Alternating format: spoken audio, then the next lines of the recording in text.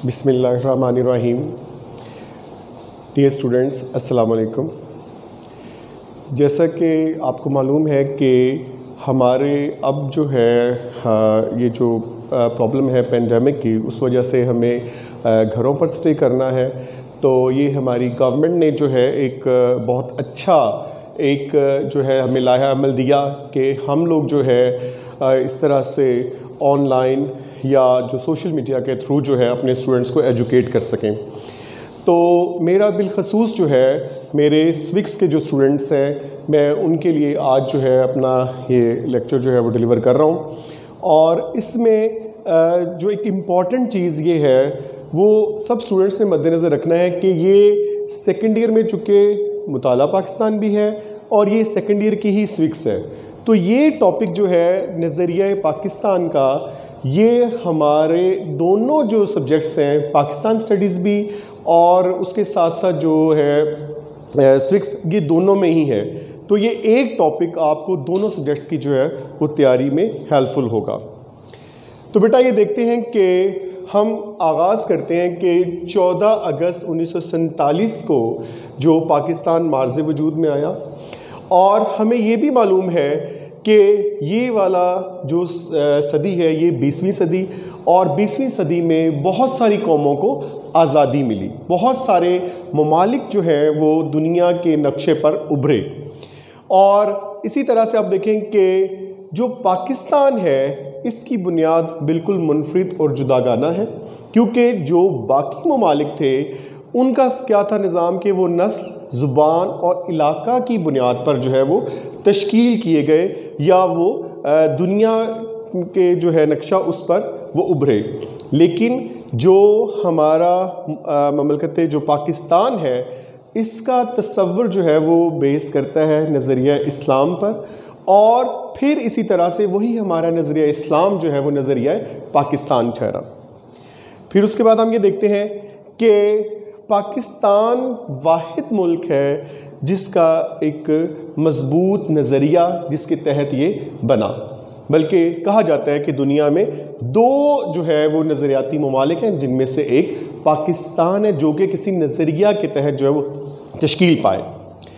अच्छा, उसके बाद हम देखते हैं कि पाकिस्तान के क़याम का वाज़ेह शऊर और पुख्ता अज़्म जो है, इसके लिए हमें नज़रिया का जो फ़हम है वो ज़रूरी है। फ़हम से मुराद क्या होता है? सूझबूझ, उस चीज़ को समझना, इसको जो है हम उसका फ़हम बोलते हैं। अब हम ये देखते हैं कि जो नज़रिया जो है ये क्या है, अंग्रेज़ी ज़ुबान का लफ्ज़ आइडियालॉजी उससे निकाला गया है, और आइडियालॉजी जो है इसको तश्कील देने के लिए नज़रिया के लिए बहुत सारे अल्फाज इस्तेमाल होते हैं। इसमें कॉन्सेप्ट भी नज़रिया के लिए इस्तेमाल होता है, आइडिया भी इस्तेमाल होता है, थॉट भी इस्तेमाल होता है। लेकिन आइडियालॉजी बिलखसूस हम उस नज़रिया को लेते हैं जिसमें अमूमियत आ जाए, और वो किसी ख़ास कौम से मुतल्लिक हो, और उस कौम की अक्सरियत जो है उससे अपने नस्बुल ऐन के तौर पर लेती हो। आगे हम देखते हैं एक बहुत बड़े फ़िलासफ़र डॉक्टर जॉर्ज ब्रैस जो हैं, हम ये देखते हैं कि उन्होंने इसकी तारीफ़ क्या बयान की। डॉक्टर जॉर्ज ब्रैस ये कहते हैं, आम ज़िंदगी का ज़ाब्ता या कोई प्रोग्राम जिसकी बुनियाद फ़िक्र व फ़लसफ़ा पर उस्तवार हो, आइडियालॉजी कहलाता है। यहाँ बेटा आपने ये ज़हन में रखना है कि कुछ इसमें अल्फाज इस डेफिनेशन के अंदर वो आपको समझना होंगे कि ज़ाब्ता से मुराद होता है असूलों का मजमुआ, ठीक है। तो ये ज़ाब्ता हो सकता है या क्या हो सकता है, कोई प्रोग्राम, और उसकी बुनियाद किसके ऊपर होगी? फ़िक्र व फ़लसफ़ा पर उस्तवार का मतलब क्या है? कायम हो, उसको हम आइडियालॉजी बोलते हैं। तो यहाँ पर 3 की वर्ड्स हैं जिनके ऊपर आपकी डेफिनेशन बेस करती है। उन अल्फाज को आप जहन में रख लें तो आपके जहन में जो है ये तारीफ़ या डेफिनेशन पूरी तरह बैठ जाएगी। कैसे?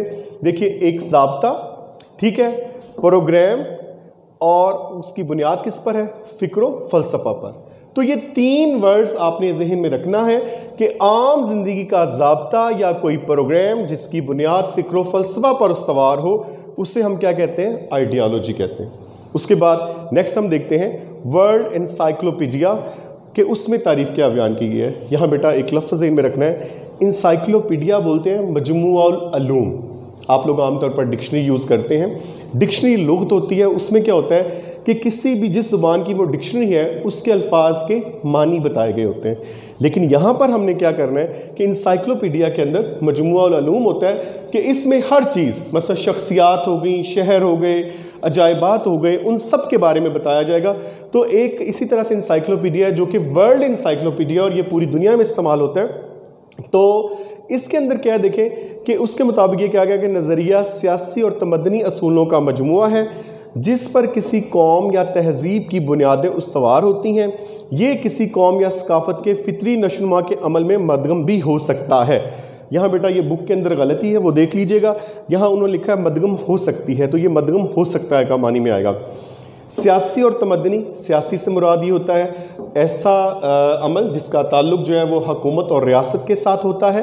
تمدنی سے مراد رہن سہن, تو اس سے مراد کیا آ گیا کہ ہماری دو چیزیں, یعنی کہ سیاست, حکومت, اور ہماری جو رہن سہن, اس کے اصولوں کا مجموعہ.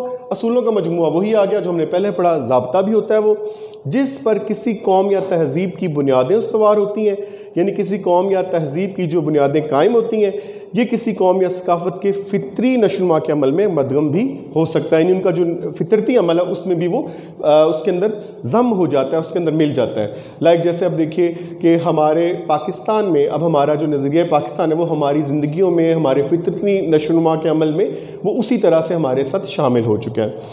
اب اس کی جنرل تعریف جو بک کے اندر بیان کی گئی ہے وہ یہ ہے کہ نظریہ سے مراد ایسا ضابطہ یا پروگرام ہے جس کی بنیاد فلسفہ و فکر پر رکھی گئی ہو اور انسانی زندگی کے مختلف پہلوؤں مثلا سیاسی, معاشرتی اور تہذیبی مسائل کے حل کے لیے کوئی منصوبہ بنایا گیا ہو. تو نظریہ سے مراد ہم کہیں گے ضابطہ اصولوں کا مجموعہ آ گیا. اس کی بنیاد کس پر ہے؟ فلسفہ و فکر پر ہے, یعنی کہ فکر کا فلسفہ. فلسفہ کا مطلب ہوتا ہے گہری سوچ, کسی کی چیز کی بہت گہرائی میں چلے جانا. اور انسانی زندگی کے مختلف پہلوؤں مثلا سیاسی, معاشرتی اور تہذیبی مسائل کے حل کے لیے کوئی منصوبہ بنایا گیا ہو. تو ان شارٹ ہم اسے یہ دیکھتے ہیں کہ کوئی خیال یا تصور جو کسی خاص قوم سے متعلق ہو اور اس میں عمومیت آ جائے, مطلب پوری قوم کے ساتھ جو ہے وہ جڑ جائے, اس کو جو ہے ہم بولتے ہیں آئیڈیالوجی یا نظریہ. تو یہ تھا ہمارا آئیڈیالوجی یا نظریہ Pakistan. Stay home, stay safe, اور اللہ ہم سب پر اپنا کرم فرمائے اور ہمیں جو ہے اس مشکل سے نکالے. آمین.